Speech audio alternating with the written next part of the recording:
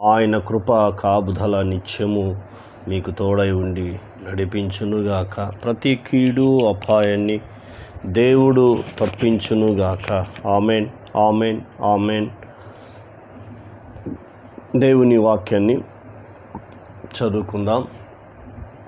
145వ కీర్తన మొదటి నుంచి 4 వచనాలు చదివి ధ్యానించుకుందాం. అద్భుతమైన మాటలు మనకిక్కడ కనబడుతున్నాయి, వాటిని నేర్చుకుందాం. రాజువైన నా దేవా, నిన్ను ఘనపరచెదను, నీ నామమును నిత్యము సన్నుతించెదను. ఏమంటున్నాడు? రాజువైన నా దేవా, నిన్ను ఘనపరచెదను. ఆయననే రాజు, కానీ దేవుని రాజు అంటున్నాడు.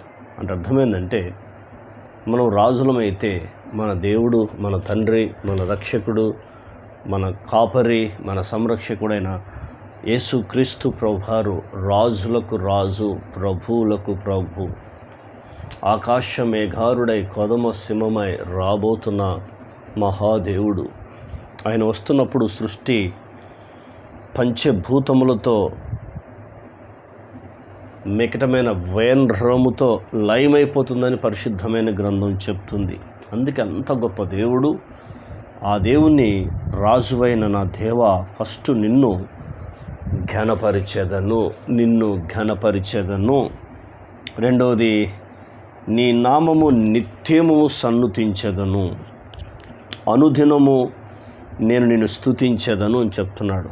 ఏం చెప్తున్నాడు? అనుదినము నిన్ను స్తుతించెదను, అనుదినము నిన్ను స్తుతించెదను, నిత్యము నీ నామమును స్తుతించెదను. 4 విషయాలు ఎంత అద్భుతమైనవో మనం చూస్తే అర్థమవుతుంది. మొట్టమొదటిది, నిన్నే ఘనపరచెదను అని భక్తుడు చెప్తా ఉన్నాడు. ఎందుకు మనము దేవుణ్ణి ఘనపరచాలో మనం కొన్ని విషయాలు మనం నేర్చుకుందాం. దేవుని మనం ఎందుకు ఘనపరచాలనేది కొన్ని విషయాలు మనం నేర్చుకుందాం. కాబట్టి ఇవన్నీ చివరి దినాలు, అంత్య దినాలు, ప్రమాదకర దినాల్లో నీవు నేను ఉంటున్నాం. కాబట్టి మనము మన దేవుణ్ణి మనం ఘనపరచాలి. కీర్తన గ్రంథము 34వ అధ్యాయంలో మనం కొన్ని విషయాలు నేర్చుకుందాం. 3వ వచనం, నాతో కూడా యెహోవాను ఘనపరచుడి, మనం ఏకముగా కూడి ఆయన నామమును గొప్ప చేయుదుము. దావీదు చెప్తున్న ఇక్కడ, నాతో కూడా యెహోవాను ఘనపరచుడి, మనం ఏకముగా కూడి ఆయన నామమును గొప్ప చేయుదుమంటున్నాడు. ఎందుకో తెలుసా? ఎందుకు ఘనపరచాలి, ఎందుకు స్తుతించాలి, ఎందుకు సన్నుతించాలంటే 4వ వచనంలో మనకు ఆదరణ దొరుకుతుంది.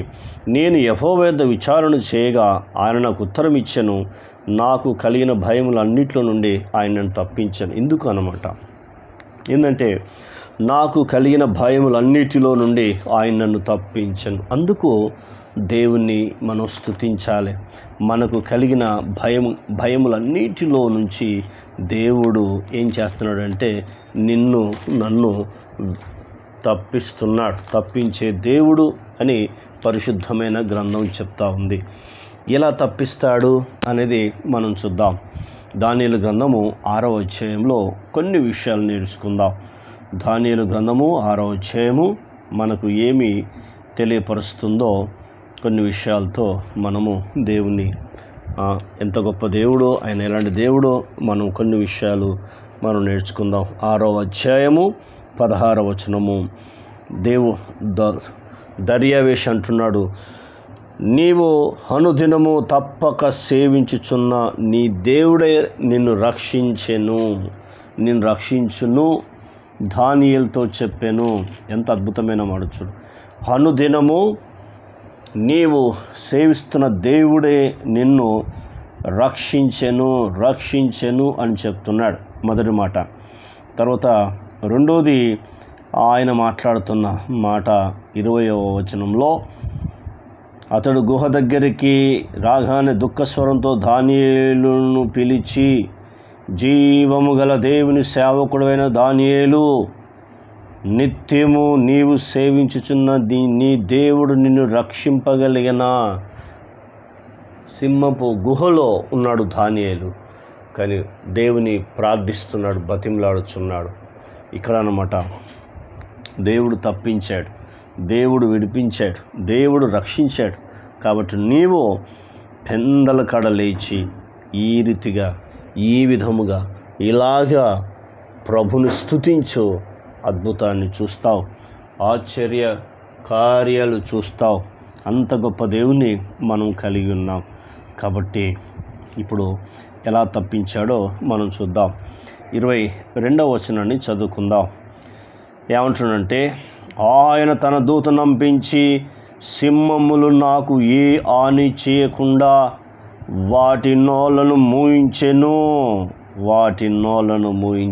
సింహములు ఏ హాని చేయలేవు.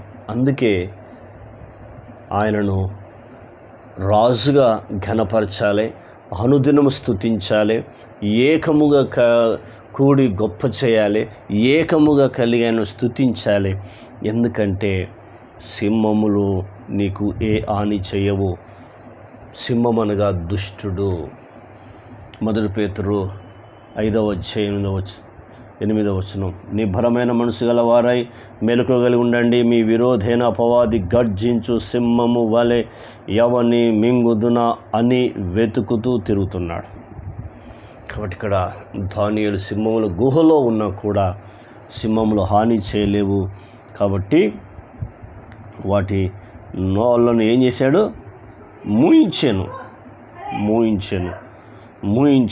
మూయించెను అని చెప్తున్నాడు. తర్వాత 23వ వచనము చదువుకుందాం. అతడు తన దేవుని యందు భక్తి గలవాడైనందున అతనికి హాని కలగలేదు. ఆమేన్, ఆమేన్. అతడు ఏమైనట? దేవుని యందు భక్తి గలవాడు కాబట్టి అతనికి ఏ హాని కలగలేదు. అందుకు నువ్వు స్తుతించాలి, అందుకు ఘనపరచాలి, అందుకు దేవుని హెచ్చించాలి, దేవుని మహిమపరచాలి, దేవుని స్తుతించాలి. మనం దేవుని స్తుతిద్దాం. స్తుతి స్తుతి స్తుతి స్తుతి, మహిమ మహిమ మహిమ మహిమ మహిమ, కృతజ్ఞతలు కృతజ్ఞతలు, స్తుతులు స్తుతులు స్తుతులు స్తుతులు స్తుతులు. ఇంతవరకు మాతో మాట్లాడిన ప్రతి లేఖన భాగాన్ని బట్టి వందనాలు. మిమ్మల్ని ఘనపరుస్తున్నాం, మిమ్మల్ని హెచ్చిస్తున్నాం తండ్రి. నీకు వందనాలు చెల్లిస్తున్నాం. చీకటి శక్తుల నుంచి విడుదల, అంధకార శక్తుల నుంచి విడుదల, మాంత్రిక శక్తుల నుంచి విడుదల, ప్రతి వ్యాధి నుంచి విడుదల, ప్రతి రోగం నుంచి విడుదల, ఆర్థిక ఇబ్బందుల నుంచి విడుదల, నజరేయుడైన యేసు నామములో విడుదల, సర్వశక్తి కలిగిన యేసు నామములో విడుదల. మహిమ మహిమ మహిమ. నిత్యము నిన్ను స్తుతిస్తున్నాం. అద్భుతములు జరుగునుగాక, ఆశ్చర్యక్రియలు జరుగునుగాక, మహత్కారణ సూచక క్రియలు జరుగునుగాక. మీ నామము నిత్యము మహిమ మహిమ కలుగునుగాక. నిరంతరము స్తుతి మహిమ ఘనత మీరు పొందుకోమని మా స్తుతి ఆరాధన విని మహిమ పొందినందుకు కృతజ్ఞతలు యేసు నామములో పొందినాం తండ్రి. ఆమెన్. దేవుడు మనందరిని దీవించి ఆశీర్వదించునుగాక. Amen, amen, amen.